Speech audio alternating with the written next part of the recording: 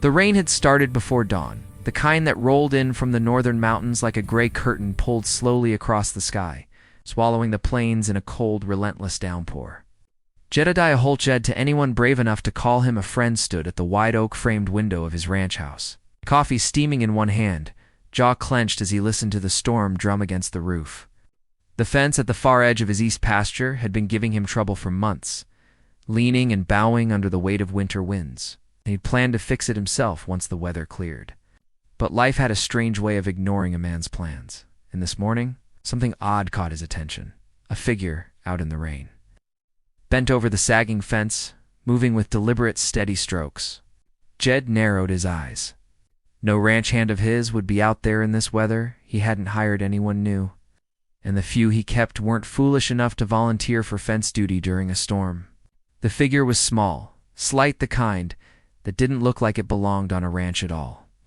Without thinking, Jed grabbed his hat, shoved his feet into muddy boots, and stalked out into the rain, the cold slicing across his skin like knives as he trudged through the wet grass. Who the hell was trespassing on his land? And why were they touching his fence? As he neared, he saw the stranger's movements more clearly. Quick, efficient, strangely practiced. Whoever she was, because he could see now, she was a woman. She wasn't fumbling. She was fixing the fence properly, tightening the wire, hammering in new staples with the rhythm of someone who understood hard work. Her clothes were too thin for the weather, a worn gray hoodie, jeans that had seen better days, sneakers that squished every time she shifted her feet. Rain soaked her hair, darkening it to a deep chestnut that clung to her face. She didn't look up when he approached, even though his boots splashed loudly across the puddled ground. "You plan on fixing my whole damn ranch, or should I call the sheriff now?" Jed growled, voice louder than he intended. The woman froze, hammer mid-swing. Slowly she turned her head toward him. Her eyes were a startling shade of green, bright even in the dim light, though rimmed with exhaustion and shadows that hinted at nights without sleep. "Fence was broken," she said simply, her voice quiet but steady. "Cattle could get out." Jed blinked at her. "I'm aware," he said sharply. "It's my fence." She nodded once. Still needed fixing? Her lack of fear threw him off balance. Most strangers stammered or backed away when confronted by him. Jed Holt had a reputation in these parts, rich, reclusive, rough, a man living alone on 10,000 acres with nothing but cattle and silence to keep him company. But this woman didn't cower. She didn't explain herself. She didn't apologize like most trespassers would. She simply returned to tightening the fence wire as if he weren't standing right there glaring. "Ma'am," he said after a moment, voice low, dangerous, "I'm going to need you to step away from my property." She paused again, her hand stilling on the wire cutter. She didn't look up this time, just said, "I'll leave when I'm done." Jed stared at her incredulous. "You're trespassing," he reminded her. "And fixing your fence?" she countered.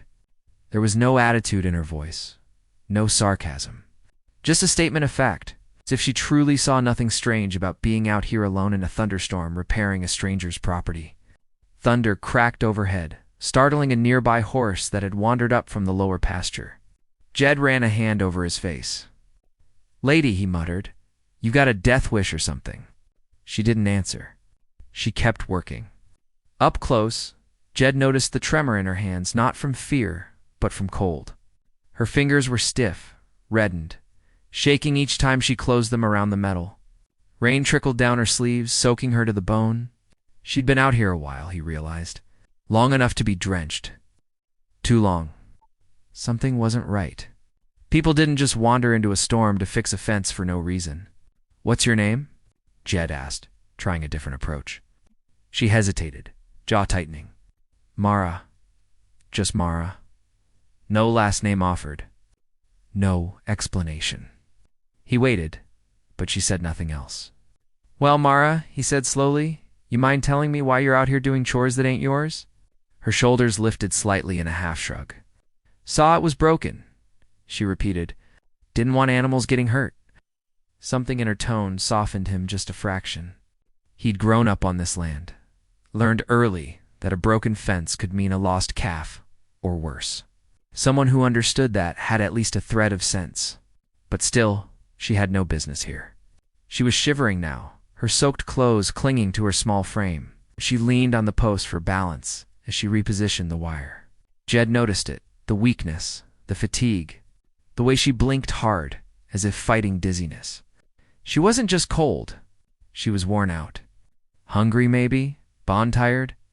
Something clicked in his mind, something he didn't want to assume but couldn't ignore.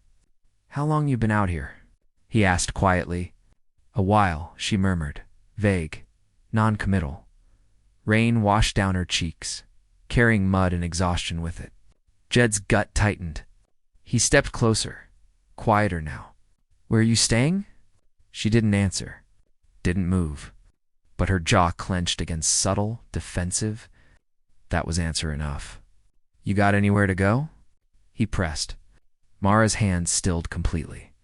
She closed her eyes for a heartbeat, then whispered, "I'm fine." But her voice cracked, betraying everything she tried to hide. Jed exhaled slowly. Damn, she wasn't just lost. She wasn't just trespassing.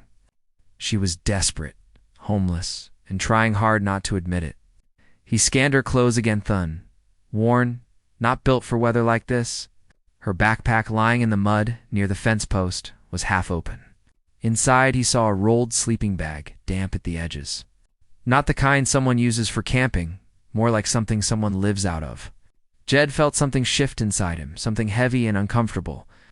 He'd been alone a long time, long enough that kindness didn't come naturally anymore. But he wasn't heartless, and he sure as hell wasn't about to leave a half-frozen woman standing in the rain fixing a fence she didn't owe him. "Put the tools down," he said, his voice softer but firm. "Come inside. You're soaked straight through." Mara shook her head instantly. "I don't want anything," she said. "Didn't do this for anything." Just her breath hitched. Not quite a sob, more like a swallowed cough.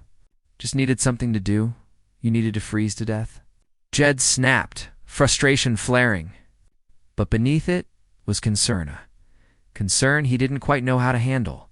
Mara stepped back from him, gripping the fence wire like she needed something to hold on to. "I'll go," she whispered. "I didn't mean to bother anyone." She bent to grab her backpack, but her knees buckled for a split second, and Jed lunged forward, catching her elbow. She flinched but didn't pull away. "Easy," he murmured. "You're shaking." "Fine," she insisted again, though her voice was barely audible over the rain. "You ain't fine," Jed said quietly. "You're freezing. And tired? And you ain't eaten, I'd bet." Mara's silence confirmed it. Her pride was strong, but not strong enough to hide the truth from a man who knew the signs. Jed straightened, then stepped back to give her space. "Look," he said, "you helped my fence. Now let me help you. Come inside, warm up, get some food in you. That's all. After that, you can go if you want."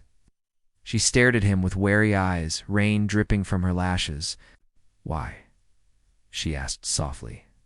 It was the first time her voice broke fully, revealing something fragile behind the calm mask she wore. Jed swallowed. "Why?" "Because he couldn't stand the thought of leaving someone out here to suffer. Because the loneliness of his ranch echoed too loud sometimes. And seeing her someone else lost in a storm felt like seeing a reflection of his own emptiness. But he didn't say any of that. Instead, he shrugged one shoulder. Because it's the right thing to do." Mara hesitated, torn between pride and survival. Thunder boomed again, closer this time. Finally, she nodded once slow, reluctant.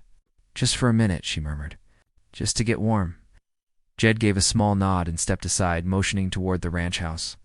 As she walked beside him, her steps unsteady, Jed glanced at her again and felt a strange heaviness settle in his chest. He didn't know who she was. He didn't know what she'd been through. But he knew one thing for certain. She hadn't just been fixing his fence. She'd been trying to hold herself together. And for the first time in a long time, as they trudged toward the warm glow of his porch light, Jed Holt felt something he hadn't felt in years: responsibility for someone other than himself. And maybe, just maybe, the beginning of something he didn't yet understand. Asterisk.